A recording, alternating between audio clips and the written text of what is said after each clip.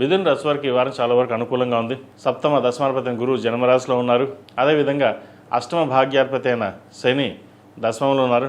కుజుడితో కలిసి లాభంలో రవి బుధులు ఉన్నారు. ప్రభుత్వ పరంగా వీరికైనా ఇబ్బందులు అయితే ఉన్నాయో అవి సమస్య పోవడం. ప్రభుత్వ ఉద్యోగం కోసం ప్రయత్నం చేస్తున్న వారికి కాలం అనుకూలంగా ఉంది. ప్రమోషన్ కావచ్చు, ఉద్యోగం కావచ్చు వచ్చే అవకాశాలు చక్కగా గోచరిస్తోంది.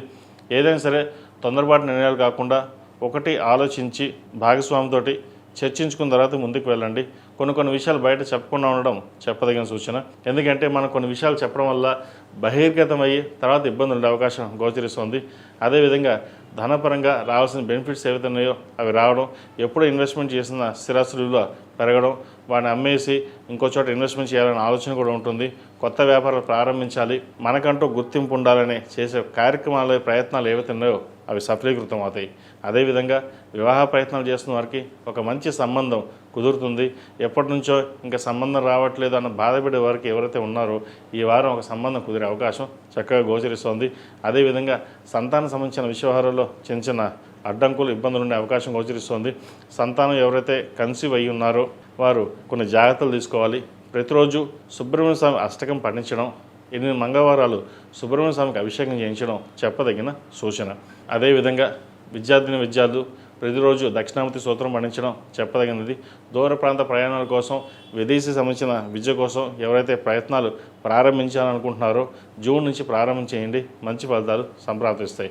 ధనపరంగా ఎటువంటి ఇబ్బంది లేదు. అయితే మెంటల్ స్ట్రెస్ అనేది ఎక్కువగా ఉంటుంది. ఎక్కువగా ఆలోచించడం, మనకే ఎందుకు ఇలా ఉంటుందో, అందరూ బాగానే ఉన్నారా అనే ఇటువంటి కోణంలో ఎక్కువగా ఆలోచిస్తుంటారు. అవన్నీ పక్కన పెట్టండి. మీకున్న తెలివితేటలకి మీరు ఏదైనా చేయగలరు. మీకు అంత నాలెడ్జ్ అంతా ఉంటుంది. కానీ ఒక్కొక్కసారి మనం ఏమీ చేయలేము అన్న భావన మనలో మనకు ఉంటుంది. ఇవన్నీ పక్కన పెట్టండి. ఎందుకంటే మీకున్న తెలివితేటలకి ఏదైనా సాధించగలన క్యాపబిలిటీ మీకు ఉంది. ఆలోచన విధానంతో ముందుకు వెళ్ళండి, చక్కగా మంచి ఫలితాలు సంప్రాప్తిస్తాయి. పంచమాధిపతి వ్యయాధిపతి అయిన శుక్రుడు వ్యయంలో ఉన్నారు. ఖర్చులు దోబరాగా ఖర్చులు పెట్టకుండా, అవసరానికి మించి ఖర్చు పెట్టకుండా ఉండడం చెప్పదగిన సూచన. ఏది ఏమైనప్పటికీ ఫైనాన్షియల్ పరంగా స్ట్రాంగ్ అవ్వడానికి దక్షిణామూర్తి స్తోత్రం, రుద్రపాశుపత హోమం చేయించడం చెప్పదగిన సూచన.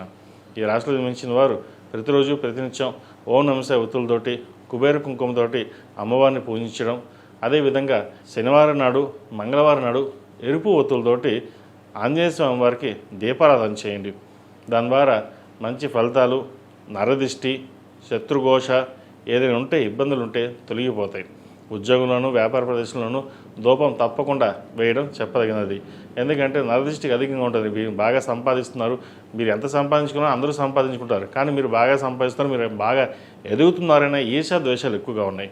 కాబట్టి ఇటువంటి విషయాల్లో జాగ్రత్త వహించడం చెప్పదగినది. ఈ రాశిలో జన్మించిన వారికి కలిసి వచ్చే సంఖ్య 4, కలిసి వచ్చే రంగు వైట్.